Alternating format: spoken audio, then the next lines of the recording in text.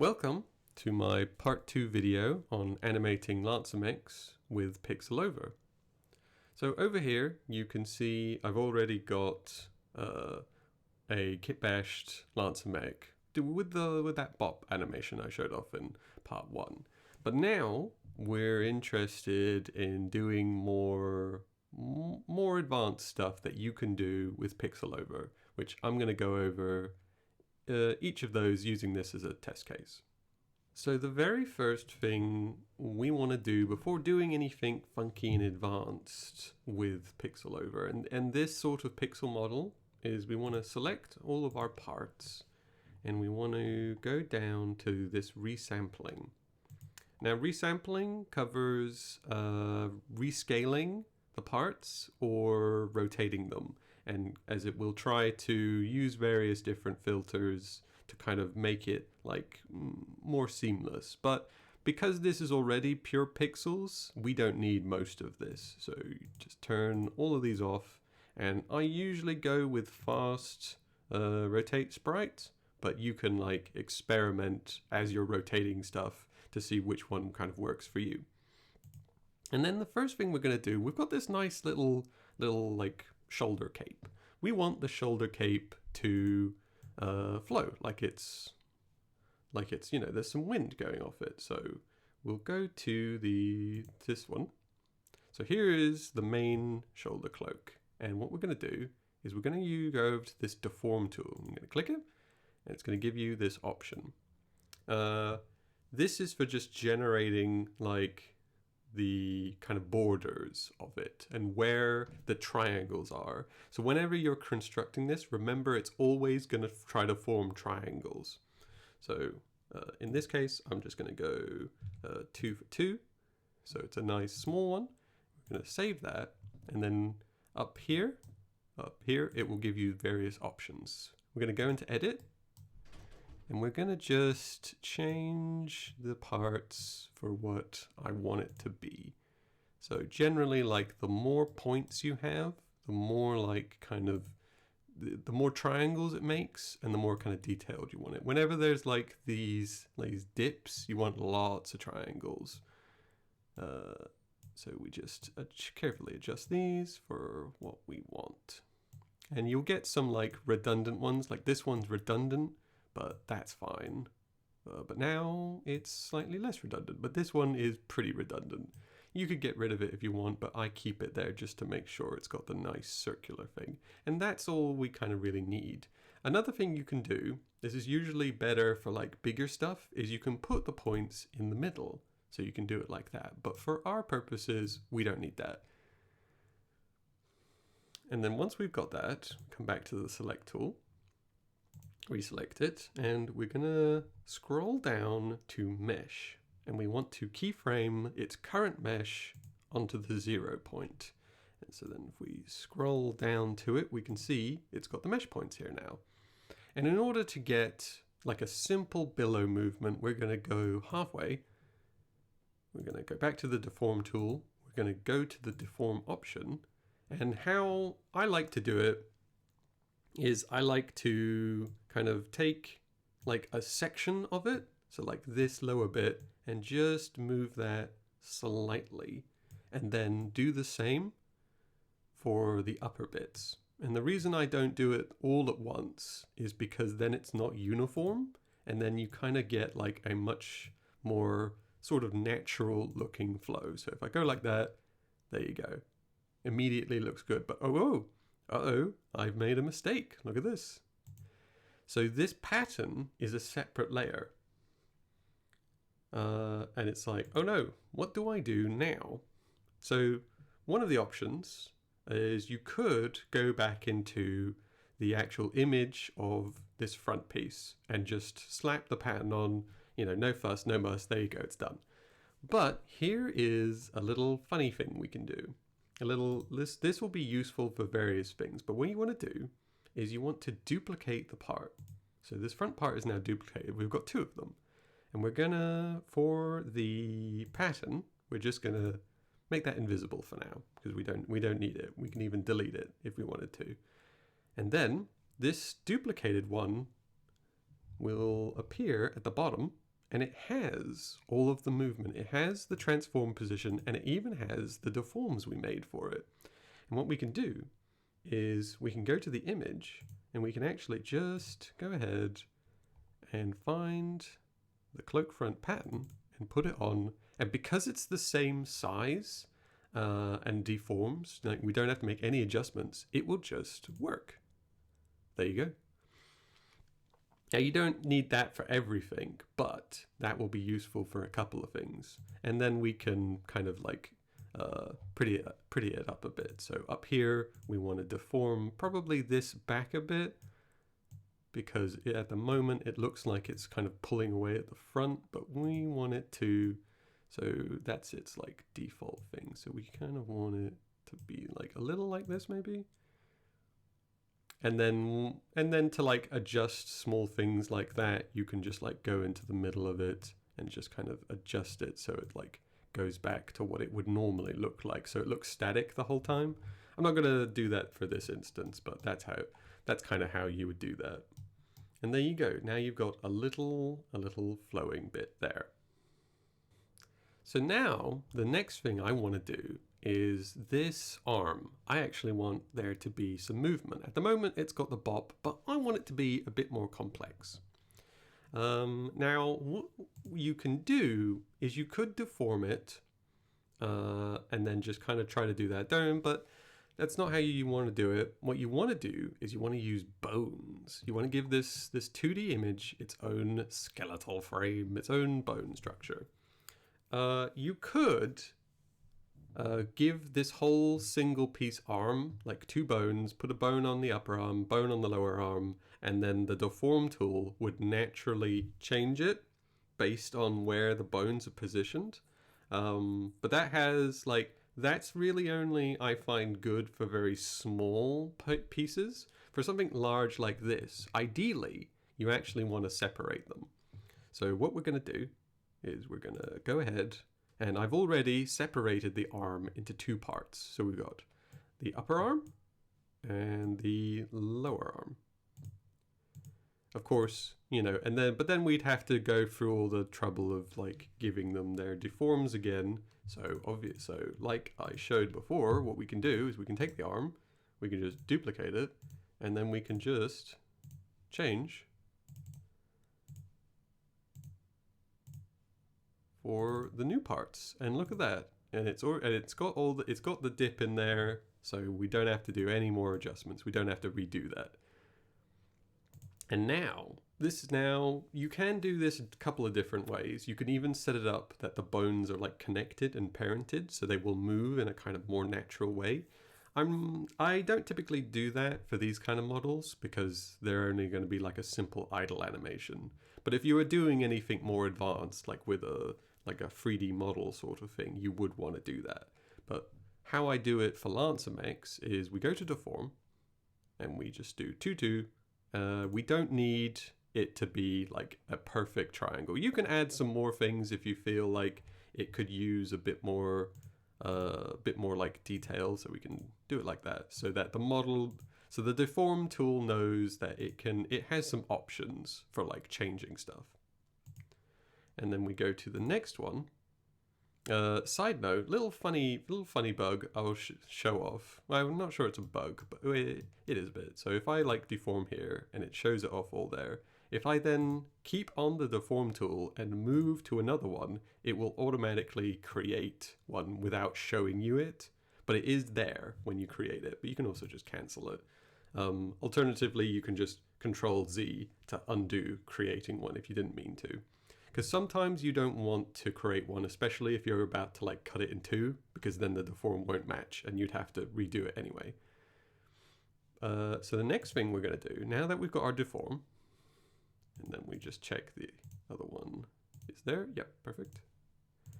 Now we're going to add a bone. So now that we know where it is, we're going to go, I've got this selected, and we're going to create a bone here. We're just going to put it down here.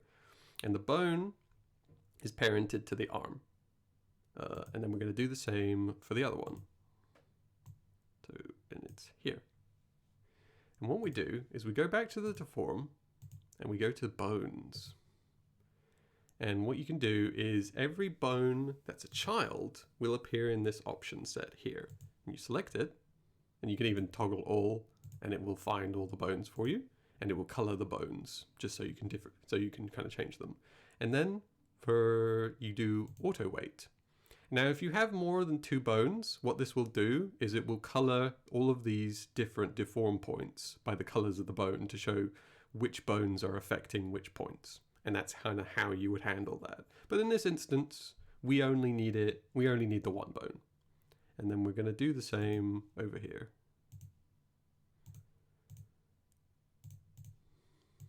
Add the weights, and there you go.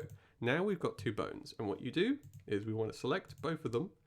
And unlike the transform positions, which we only needed for bones, you definitely want every single transform point. And then we go down, and so we've got 4 transform points for all of the different things you can do. So now, when we go here, what I want is I want this bone to move the arm up a bit, and then this bone, we want to adjust its position a bit to be like up here. And then because of our looping thing, it will do this. Very nice. Obviously, the sword is wrong now. But we can just do the same thing with the sword. We can add a deform to it, and then we can add a bone onto it so we can see like kind of what its deal is.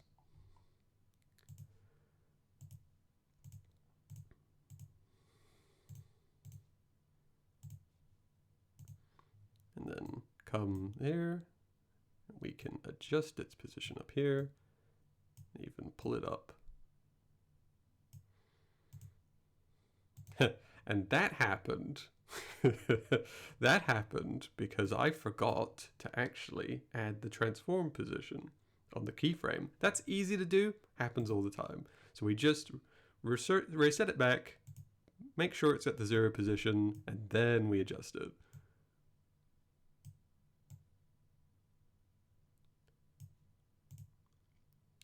And there you go. And of course, you can adjust it so that it's more precise, a more precise movement. So at the moment, there's like a tiny wobble in there. And if I was doing this more seriously, I would like iron that out a little bit. And then one thing that's quite nice to do, especially with like these kind of animations, is so just for as an example, and this is the display. So if I hit this, it will show all bones. If I get rid of it, it will only show the bone you've selected. So that's good to just like view your model. So in this case, I'm like, I've got the arm coming up here, and this is all nice and stuff, but let's say I wanted like it to be like a really dynamic movement, a really fast snapping movement.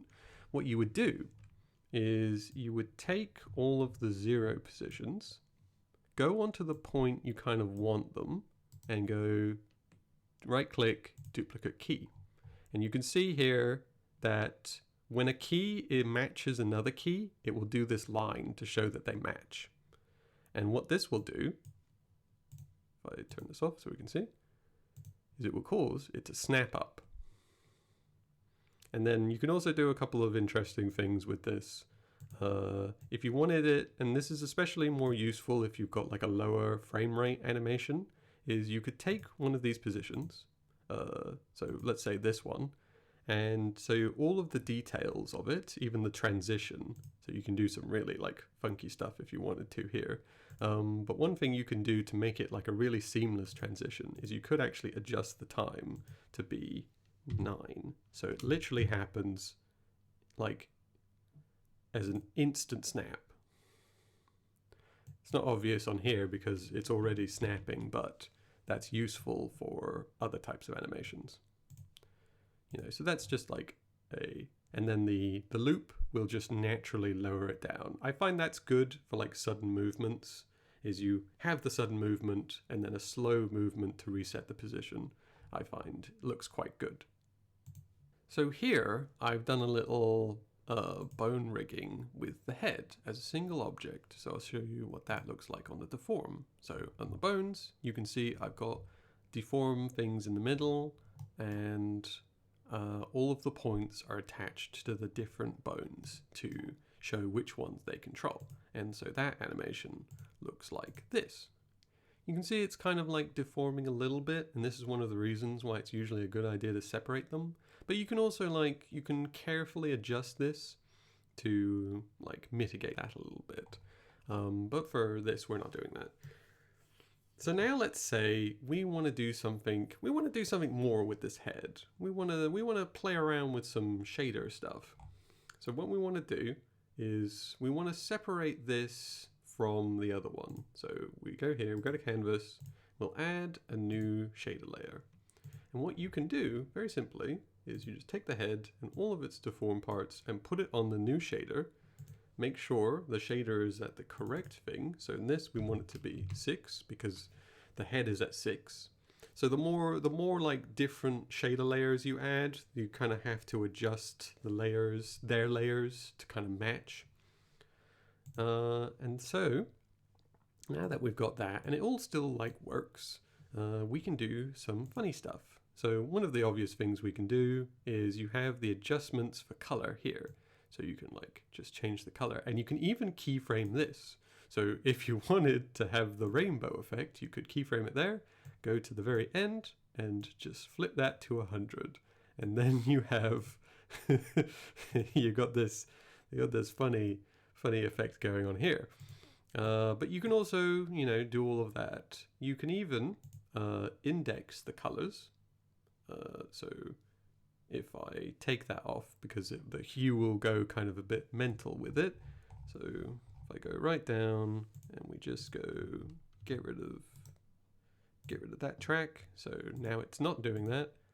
If I go to index and we go, yep, index it, create with adjustments, will automatically check what is on here. And it will probably adjust the color set down, so you can see it's actually lost a little bit of detail, but that can be helpful sometimes. But in this case, you right click it again, go to manage, and we can actually up the amount of numbers, the amount of colors.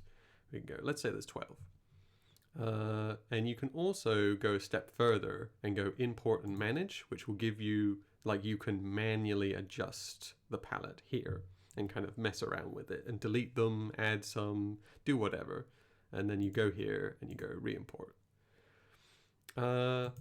For this, we'd probably at the moment only do this for a dithering effect. So this is useful for turning a 3D object into a 2D object. So we go here, we say dithering's on, and we want it to be really dithered. It's hard to tell because it's already like a pixel thing, but you can see the dithering has appeared there. But again, this is more useful for different stuff. A point on transparency, you need to watch out for this, because you might have a thing where you want it to be oh yeah, don't worry about it here, but let's say on the head, because we've got this visibility option, we got opacity. Let's say halfway through the animation, we wanted it to be invisible. This would not work because GIFs don't do opacity. Either something is full or it's 0. It doesn't do an in-between. The only reason this will work is, for example, on this neck area, that will work. It will become transparent there, but anything that's doesn't have a background, it won't work. So just watch out for that. In this instance, we wanna, and you can also, this is again is more useful for other stuff, but you can break your thing. So that wasn't the one I meant. I meant outline. You can do this, and you create a border around it, which you can color and do all sorts of things. Or you can do an inline border. This is useful for editing pixel art more than lancers, and do all sorts of stuff with that. You got all of these different options, but the ones we're focused on right now are the effects options, namely water. So water will do a kind of ripple effect. So if we do it like that, you can already see it's kind of changed a little bit. But what you want to do is you want to go to time, hit it, and then go to the very end and go to 100%. And you can see suddenly it's got a really funky effect there. And then depending on the size and the ripple effect is how much of an effect you'll get on that. So you can like adjust all the values up, do all sorts of funky stuff. It depends on what you're like aiming for. It's like how good this will kind of look. So if we do it like this, it kind of starts to look a little bit like a hologram. So if I adjust it around a bit, and then you can kind of find like the setting you're looking for. And there's also a shockwave effect, which does a similar thing, but is instead like, it has a point of origin and then kind of goes out and in from there. So here's some like general tips on like what some functionality does. So over here you have the changing the animation length and rescale the keys position. What this will do is it will take what length you have and adjust all the keyframes for a new one. So if I go like, I want this actually to be 8, all the keyframes will adjust for that. And this is useful if you like, you want to extend something out a bit or you just want to adjust it. But alternatively, and we undo that, alternatively, you can hit here on this number and just adjust this number and it won't change any of the keyframes. It might look, you know, it can cause some weirdness, but if you know what you're doing, it's not too much of a problem. So you might want to add like a special effect, like an animated GIF or something. My preferred way of doing that is to open up a new one, same size, and then make it the same length, like so, and then open a sprite sheet for it. We ideally want it as a sprite sheet. So we got this lightning effect. I'm going to put it in here. How many things is it? It's like not 6, it's more than that. It's 10.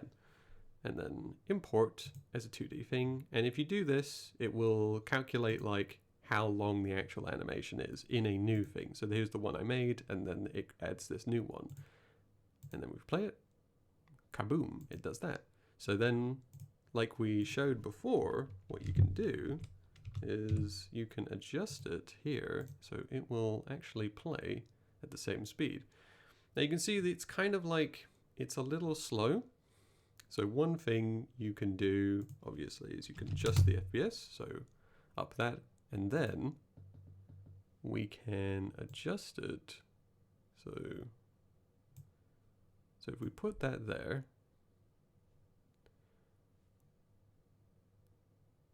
and then we can change the visibility. So we can make it, so we add the key, make it so it's not visible, come to the first part, make it visible, and voila, looks much better. And then all we have to do is we have to just copy the actual thing here, and it will take all of this. Well, it won't actually take this with us. I'll show you. So we'll make a new shader layer for this. We're gonna paste it. And what it'll do is it will copy the actual animation. It'll even that we were on. There you go. So then what we have to do is just kind of put it, I don't know, wherever we want it, shader it however we want. In this case, let's just say it's like behind everything. And put it like, I don't know, in the back here. That looks bad actually, but that's not the point. So then you do that. And then to add it to the main animation, literally all you have to do is copy that, go to the new animation that we made and paste it. And that didn't work. Let's have a look why that didn't work.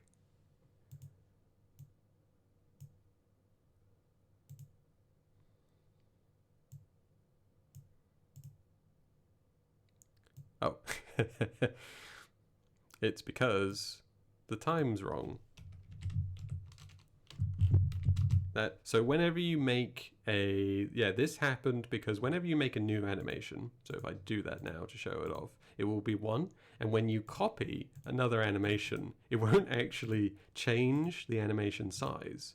So if I show up here, you can actually see that it's still at 1. So you have to just remember to adjust the timings if you do that. So let's do that again. There you go. And there you go. Now we've got a special effect playing at the same time.